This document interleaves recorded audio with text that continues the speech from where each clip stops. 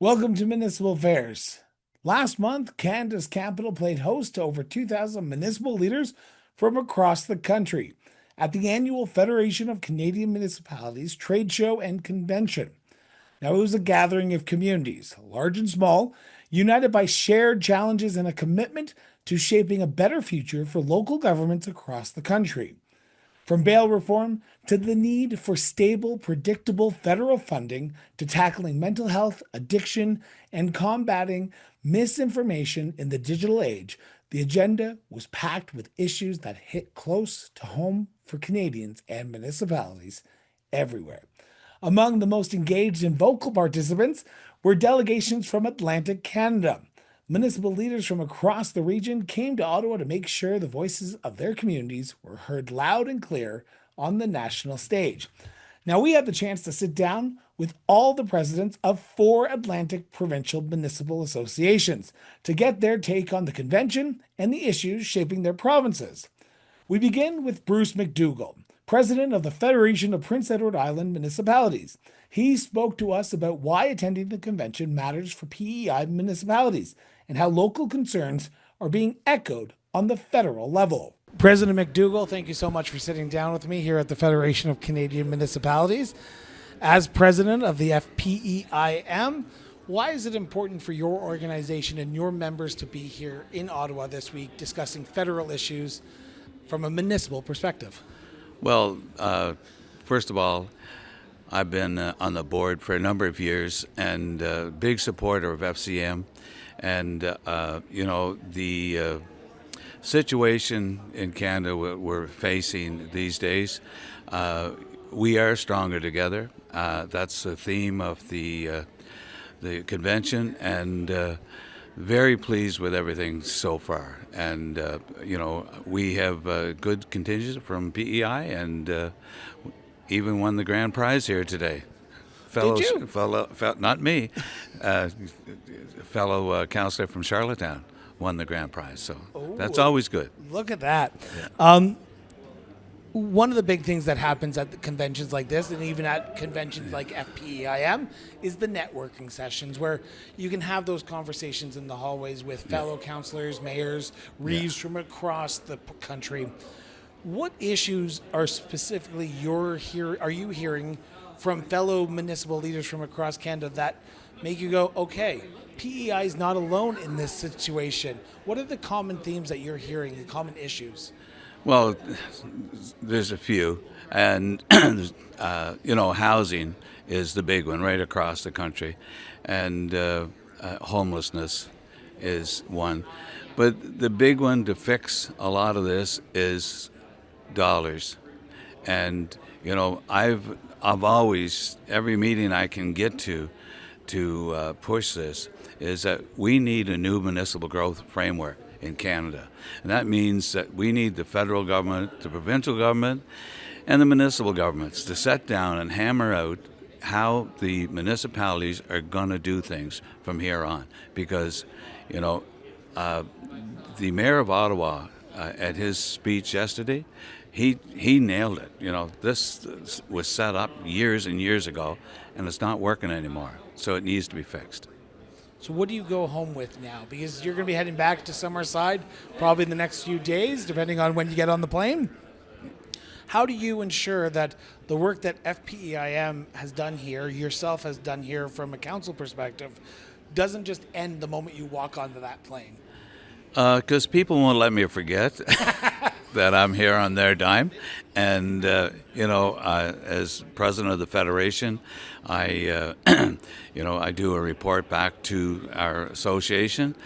But it's, in the hallways. And just a few minutes ago, I got to spend some time with our good friend Pam Mood, and if I wasn't here, I probably couldn't have done that. We had a great conversation on a couple of things. And, when I was here, I have gained a better appreciation of the Senate by just going and having a tour and going to one of their sessions. I always had a different perspective of the Senate than I have now. And so I did that while I was here. But Yeah, it's great to rub elbows with your MPs and municipal leaders from across the country. My final question, if you don't mind, and it's kind of a political one, but I feel like you're ready for it. Yep. New Prime Minister. He spoke on the very first day of this convention. I'm assuming you were in that attendance, or if you weren't, you probably have heard what he has said. Are you optimistic about the future of municipal-federal relations under this current Prime Minister? Very much so. I was pleased to see the Prime Minister come and address the FCM. I was looking for a commitment from him. I listened. I really think that he's meant what he said, and it's time. Things have got to change, and I believe that he's on the right track. And the fact that he was not a politician before, it probably helping him, and I can see that. I've been around a while, even though I only got Arctic blonde hair. But I had two things that I really got out of this conference. One was I was really pleased with the Prime Minister's remarks. I also, right after that, I had to go to a round table for rural municipalities with the Secretary of State Bligh, and I was really impressed with that. It was only 45 minutes, but it was probably the best 45 minutes I spent here in Ottawa. So just, Really? yeah, just those types of things that happen that, and you like people that they're listening, and you can appreciate that, and it goes a long ways. So. Well, President MacDougall, I appreciate you sitting down with me. I look forward to seeing you out in Summerside in 2 weeks' time when I can cross the border. Buddy. Yeah. And across the bridge, not the border, Yeah. across the bridge. And I look forward to seeing you at FPEIM in, I'm going to pronounce the name of the community wrong here, and you're going to tell, Souris, later on this fall. So Perfect. Looking forward to seeing you in PEI. Come on down. The door is always open and the lobster pot's on. That's what I like to hear. Thanks so much, President. Yeah. We caught up with Brittany Merrifield, president of the Union of Municipalities New Brunswick. She shared how New Brunswick municipalities are responding to current challenges and what role FCM plays in helping elevate those issues nationally. President Merrifield, thank you so much for sitting down with me at the last day of the Federation of Canadian Municipalities Convention. Why is it important for the UMNB to be here at the FCM convention in Ottawa, Canada? Listen, this is where it all happens. This is where municipal officials from coast to coast to coast come together, talk about their problems, talk about their opportunities, and we can work on solutions together, because at the end of the day, whether it's a municipality in BC or Saskatchewan or in New Brunswick, we're running up against a lot of the same issues. And what are those issues that you're hearing that are similar in New Brunswick, that are similar in, say, BC or the Yukon or Saskatchewan? Right, so obviously housing, homelessness, aging infrastructure, stable, predictable funding or the lack thereof. I'm hearing a lot about how municipalities are having to step into provincial responsibilities because that province has stepped out of that responsibility without giving them the funding with which to deal all of those things. But I think the number one thing that I'm hearing is that everybody is struggling across the board with resourcing. We're being asked to do more with less. We have essentially, particularly in New Brunswick, where we're 85% dependent on property tax for our revenues, we really only have one revenue stream, and we're being asked to do things that property tax was never meant to fund. What happens next now? Because you're heading back to New Brunswick here in a few hours, if not a day. What do you take away from FCM to make sure that the advocacy work, the work that happened here, doesn't fall on deaf ears? Listen, I don't think that it would. We're going to continue to push all of the issues and the potential solutions that we're putting forward. That's our job, particularly at UMNB. We're an advocacy organization, and we need these things. New Brunswickers need these things. Canadians need these things, and all orders of government need to work together to do what's best for Canadians. Two last questions, and the first one's a very political one, if you don't mind me. What does UMNB, and to some extent the great community of Grand Bay, Westfield, I'm going to get that right, because you and Amy Coady, I'm always going to get you two mixed up, Grand Bay, Westfield. What do you get from FCM that you don't get by just advocating for yourself? Well, it's that power in numbers. We're stronger together. And listen, when you have thousands of municipal officials from all across the country working together, never underestimate the power of a good ground game, and we sure got that. My last question, and this is a big one, is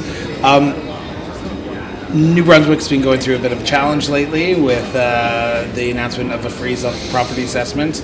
I know that is probably not a FCM issue, but is this something that you're hearing across Canada, or is this a very unique issue to just New Brunswick right now, where the province is stepping in and saying, you're not going to get your full funding like you did last year? Yeah, that's a tough one because, it's not like our costs are frozen. Our costs continue to grow.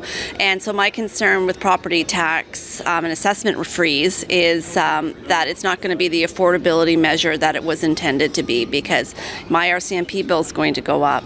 Asphalt costs keep rising. Insurance costs keep rising. So that's a real concern for me. We're going into property tax reform in New Brunswick, which is welcomed. It's not something that can be rushed. So it's great to hear that the government is planning to take its time to do it right, make sure there are no unintended consequences to the reform. But I'm not going to lie, Chris, the assessment freeze is tough. We want affordability for our residents as much as the province does, and it's important that we work together to get true affordability, and to me that means diversification of revenues, right? At 85% dependence on property tax for our revenues. I mean, that's a shocking number. Just a little. Yeah. So with that's the only way that we can pay for things. So diversification of revenue is the answer. It is a piece of the HST. It's fully funding fiscal reform. It's other forms of funding. From the federal perspective, it's doubling the CCBF. Municipalities need help to help the other orders of government attain their goals, and that's the best way of doing it. Well, I'm looking forward to speaking to some of your members when I crisscross New Brunswick here in about 2 weeks' time. So thank you so much for sitting down with me, President Merrifield, and looking forward to this continuous conversation as we move into this new era of municipal relations, as we call it here. My pleasure. Welcome to New Brunswick when you get here. From Nova Scotia, we sat down with Pam Mood, President of the Nova Scotia Federation of Municipalities.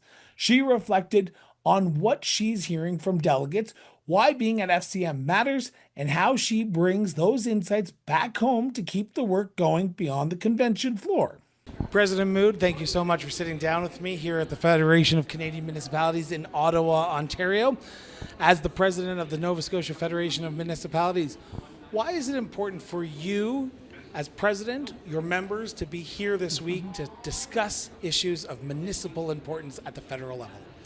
Well, I could give you a million reasons for that, but we will give you a couple. I think, the whole piece of this particular one is stronger together. I'm a firm believer in that. So we have to do this on the different levels. There is, it's no different from municipalities working with the province working with the feds. The three of us have to be in this together. So, at our level, we certainly have to be here to find out what the issues are, share our individual issues, and as a province, make sure what we're thinking is on the table. And you get to network like nobody's business. So what are those issues? Because you talk about you get to network, but you get to talk about the issues that are important to the municipalities of Nova Scotia. What are the similar issues that you're hearing at the Federation of Canadian Municipalities that are same in Nova Scotia, or are they different? They are, I would say 90% of them are absolutely the same. So housing crisis, of course. We're fortunate just at my end of the province. I mean, we're doing a lot of building, but province-wide, of course, housing's an issue. Infrastructure is huge. I don't think that anyone at a municipal level would not say we are desperate for help with infrastructure. Tremendously important. Well, let me say help with the infrastructure, more help with the funding, please. Show us the money. And, homelessness, mental health. We just did a resolution session and talked about, healthcare at a federal level. Does that belong there? I'm not so sure that it belongs there, but we have to talk about it all together. So all those things we're all talking about. What do you take with the information you've gathered here? Because some might say, okay, it's just a bunch of municipal politicians gathering together and getting just talking, networking, partying. What do you take back to Nova Scotia after this convention is done to ensure that the work that started here doesn't end here? Well, I am going back to Nova Scotia, so to suggest that, we're here to party, we're the kings and queens of that, so we're good to go. So this is like home for you. This is home. I'm an expert in those pieces. What you do is you take, the only way I can explain it is you take every little nugget is like a piece of gold, and you find it because you're sitting and you're talking with a colleague that's in Atlantic Canada, for us, for example, or you're talking to someone from BC and you're saying, oh my gosh, this would work in Nova Scotia. It would work for this municipality or for all of us. So you take those pieces, you share them, you help folks understand that we are all in this together and the work that's being done. And, when you're doing that, it keeps it elevated. It ensures that people are talking about these things, and the more people talk about it, the greater the opportunity to get something done. So. Now, I'm going to throw a little bit of a political question at you, but you said you were prepared for any question. So we are now under a new prime minister. We have a new government, but same party. Yeah. There have been concerns in the past that the new government might just be the same as the old government. You heard the prime minister speak on day one. Are you optimistic about the future of federal municipal relations heading into the new Carney era of government of Canada? For those who are listening, she's doing a little jig right now. You want to see Mama Moo do a little dance? I am so optimistic with his leadership. It's completely off the charts for me, and I'll tell you why. And I'm going to say this, and some will disagree, but that doesn't matter. That's what makes Canada Canada. Exactly. He is not a politician in the political sense of the word. This is a well-learned man with tremendous intelligence and vision and everything else that comes with that. And I just feel that he's doing this not because he has to, but because he's saying, you know what, I can do something to turn this country towards the way it should be. Without any baggage, without anything. So for me, this whole election was a leadership issue, not a colors issue, political issue, and man, we friggin' nailed it. President Mood, always a pleasure to sit down with you. I'm looking forward to meeting you again, both in Halifax and in St. John later on this month. Absolutely. Thanks for having me. We also spoke with Amy Coady, President of Municipalities Newfoundland and Labrador, and now newly named FCM Vice President at Large. She offered her thoughts on municipal leadership in Newfoundland and Labrador, her new role on the national board, and the road ahead with both municipal and provincial elections looming this fall. President Coady, thank you so much for sitting down with me and chatting on the last day of the Federation of Canadian Municipalities. Always a pleasure. I guess I can call you President and now VP of Federation, but I'm going to talk to you as President of MNL, if you don't mind for a second. Sure. Why is it important for municipalities across Newfoundland and Labrador to be here at the Federation of Canadian Municipalities, FCM? Yes, well, it's, again, about opportunities, the ability to learn, the ability to be educated, to make new connections, to gain as much knowledge in the sector as you possibly can, and just, to make the connections with your counterparts right across the country. We do a lot of work in our own provincial and territorial associations with our own conferences, our own symposiums, but that's all our own people in our own province or territory. So to be able to come here and meet with everyone right across the country, it's huge value in that. You are also now the Vice President at Large for the Federation of Canadian Municipalities. You're joined by a new third VP. Are you excited for the year ahead from the Federation of Canadian Municipalities standpoint? Yeah, absolutely. I mean, this year has been such a whirlwind with, the American election and the tariffs, the trade war, on top of all of our regular challenges that we're facing. We had a federal election as well. There's new leadership. So, now we also have to continue to build on and form new relationships with new people that are in power and in different cabinet positions. So it's about, again, getting that familiarity back. We're lucky that, there's a lot of returning. All the parties are always supportive of our events. And show up and talk to us and work with us. So we've got to build up those relationships and just make sure that we constantly are reminding them of our needs and that we are a fabulous partner and someone that they want to have at the table to make them make the best decisions for our municipalities and communities. You talked in your opening question that I asked about the common similarities that people are seeing across Canada and not feeling like you're on an island, but even though Newfoundland is an island in itself. When you're here at the convention in your role as MNL President, but also just as a councillor as well, are you hearing the same issues that you're dealing with, or do you feel like there are unique issues only Newfoundland and Labrador is addressing, and you're like, oh, we don't feel like other municipalities are hearing what we're dealing with? There is a sense that our issues are unique, and to some extent, they're unique to our ability to address them and to help solve them, but they're not unique to the country either. I mean, we're all dealing with the issues of housing and homelessness, of mental health and addictions issues, infrastructure needs, the housing crisis, everything, the needs of our municipalities, the ability that we have only property tax and business tax to gain revenue from. We're all talking about a new fiscal framework, working with the federal government and our provincial governments to fund us better, to have plans in place that we're aware of when it comes to funding models or funding for infrastructure or capital projects.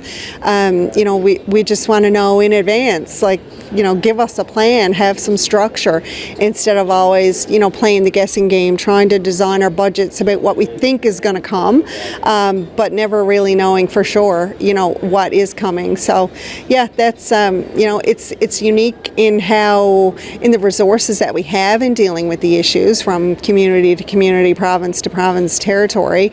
But again, why it's so important to be here at these events, to hear and get the information on what did you do, how did you do it, how were you successful in this, why weren't you successful when you tried that, and it just saves us all some steps and some time in the long run. So we haven't chatted in a few months, but that would be a lie, probably in a few weeks since the last time you and I chatted. But the last time we chatted, you had a premier called Andrew Fury. Yes. And now you do not have a premier named Andrew Fury. So going a little bit local, from MNL's perspective, how has the relationship blossomed under the new premier? I know it's still early days, but have you had that first initial contact of setting up the agenda of what MNL's issues are? Yes, Premier Hogan has come out of the gate running, I will say that. We have had initial contact with the Premier's office. We have a meeting set up with him very soon, actually. He's continuing Premier Fury's work on the trade issues, and the Premier's roundtables are continuing.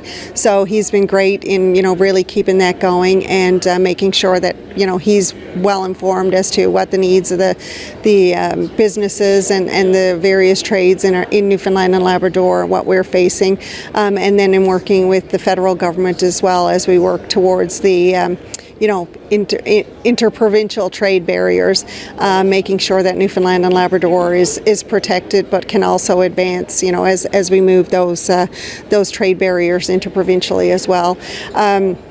We're a little bit concerned that the provincial election is going to kind of gobble up some of the municipal election.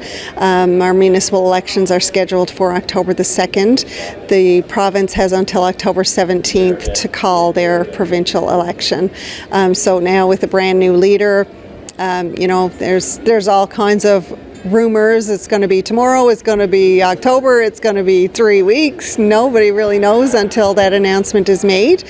We would hope that it would be earlier so that we can take the time and focus on the candidates who will run in the municipal election. MNL will be running their Make Your Mark campaign again to encourage people to put their names on the ballot, people in our communities to make sure that our council tables reflect the makeups of our communities and that everybody gets represented.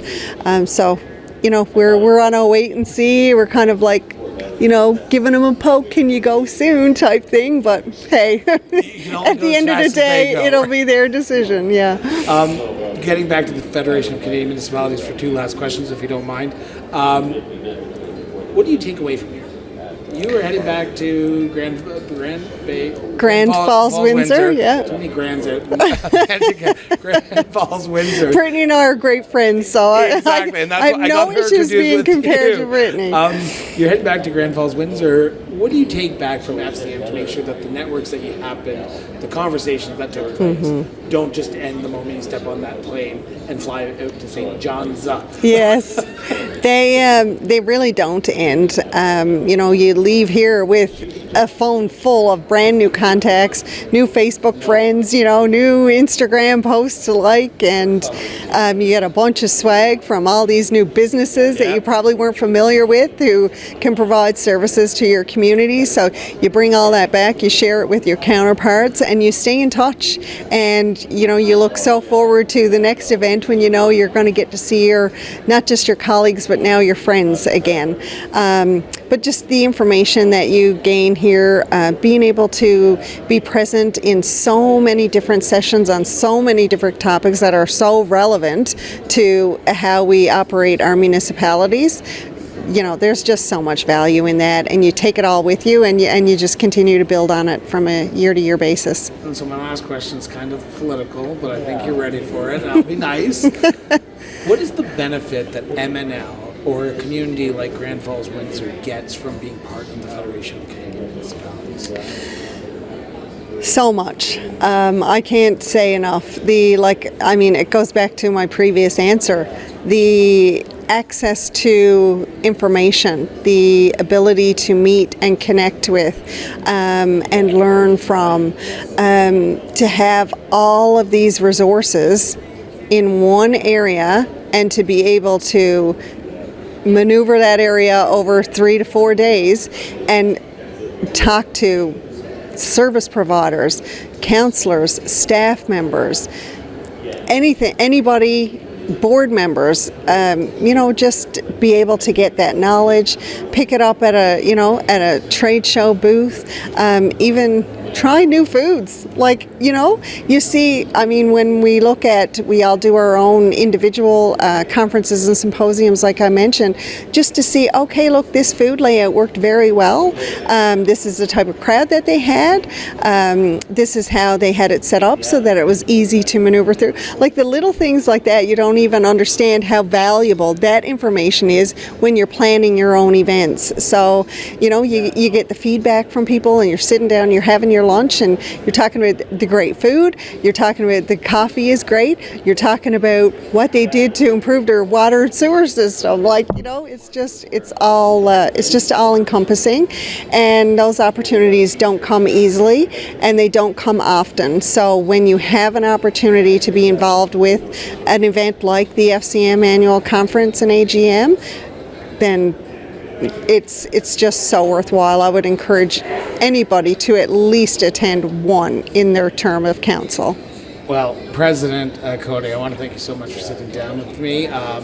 I have promised, and you saw me book my hotel. Yes. I got my business partner, my husband, to book the flights Can't to Deer wait. Lake. So I am Good, coming. It is good. on the books. It is paid for, so there's no turning back, Awesome. and I did not book the flight this time. Well, it's our 75th anniversary, so you're coming at a fabulous time. Perfection. So I'm looking forward to seeing you out in Corner I Brook later can't on wait. this year. Awesome. Thanks, Chris. And finally, one of the highlights of this year's convention was the acclamation of Vancouver City Councillor Rebecca Bligh as the new president of FCM.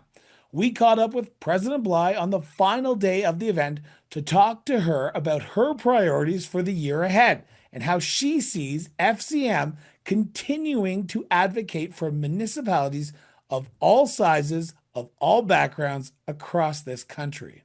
President Bligh, thank you so much for sitting down with me on the very last day of the Federation of Canadian Municipalities in beautiful downtown Ottawa, Ontario.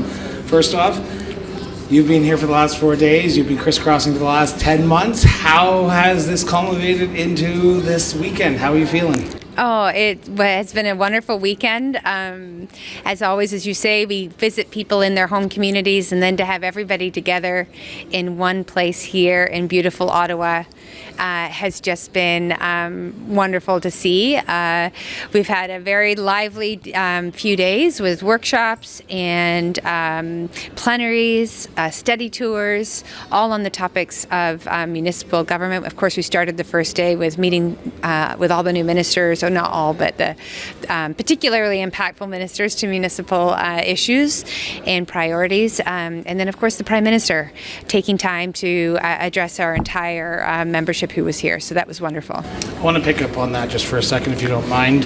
You had the pleasure to sit down face to face with him on that stage, and all the delegates were hoping to hear something, and I think they did hear something about that renewed federal municipal relation, about having you guys as a strong partner. Are you optimistic about the future with what Prime Minister Carney has said on the stage? Yes, I think that the Prime Minister brought a real sense of real talk and pragmatism. And so that's what we need, because that's what municipal leaders do. We don't speak high level and in the ether. We talk about on the ground and in the ground issues that are required to be city building and in community building. And I think that the Prime Minister really got that, especially being here at our annual conference at a time when decisions and programs are being developed, budgets are being put together, to really see that municipalities came out in force through the vehicle of FCM to advocate for themselves and their own home communities. And so there was just, I think, a moment of synergy in that moment where both they got to hear from the Prime Minister, but the Prime Minister got to really get a sense of what FCM's all about and how strong we are together. A few of the key takeaways that I've noticed over the last 3 days of doing interviews with delegates is housing, infrastructure, bail reform, mental health, and addiction. Those are the key themes I'm hearing over and over again.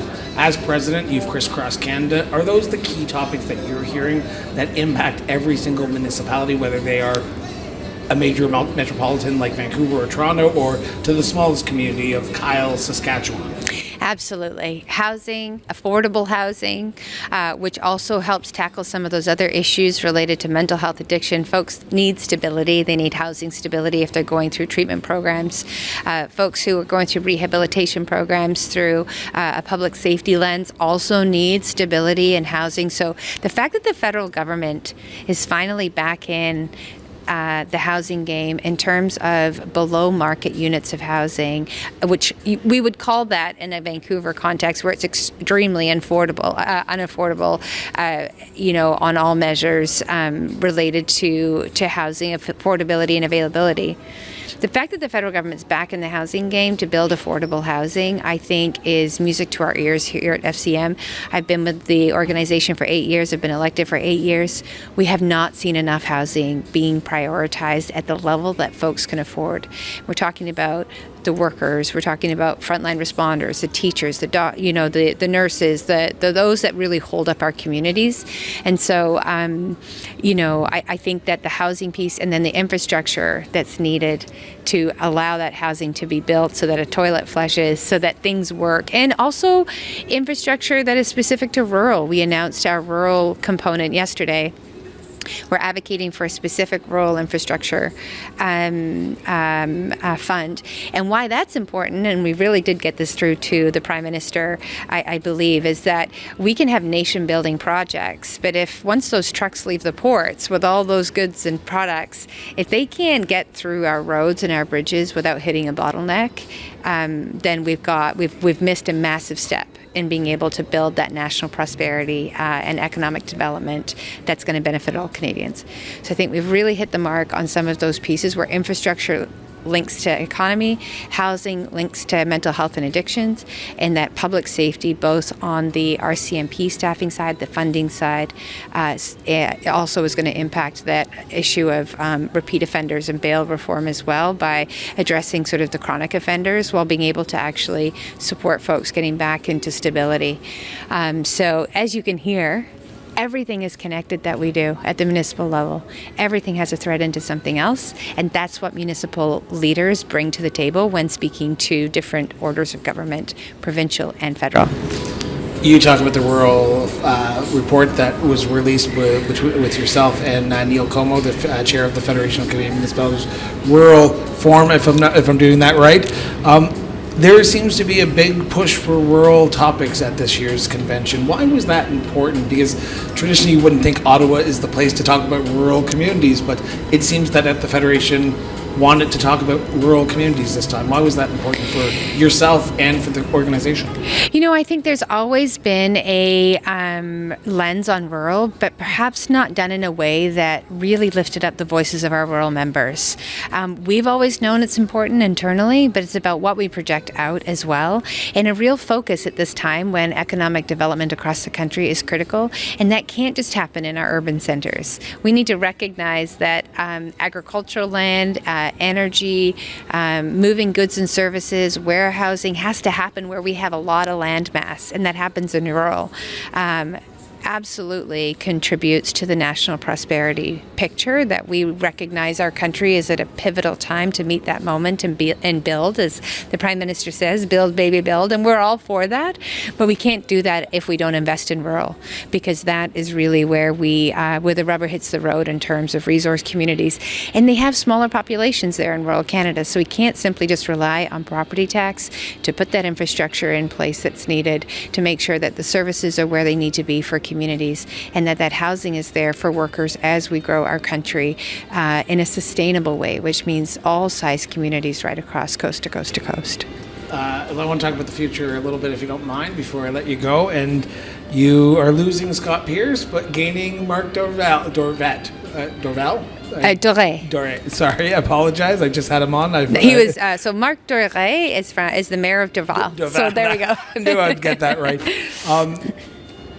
Are you excited about the future with this new board? I know it's some similar faces, but you're adding Mark the mayor onto the board, or the table officers, I should say. Are you excited about what the future of FCM looks like under the new leadership of you as full president now? I'm not sure if you were interim or sort of president, but are you excited about the future, what happens next year? Absolutely. I mean, Scott Pearce has been a force at FCM. We wish him very well. He's retiring from municipal politics after I don't know how many decades.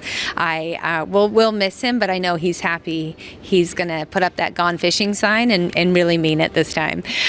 So we wish him well and thank him for his many years of service to FCM. And looking at the current table officer and also the expanded executive from that, I'm very optimistic. I'm very excited. We have a hardworking team. We work together in a very unified way. We're all different, so we bring different lived experience and qualities to the table as table officers. But I also know that I can call on any of my table officers now to show up in members' communities, to do what they can. We've got each other's backs.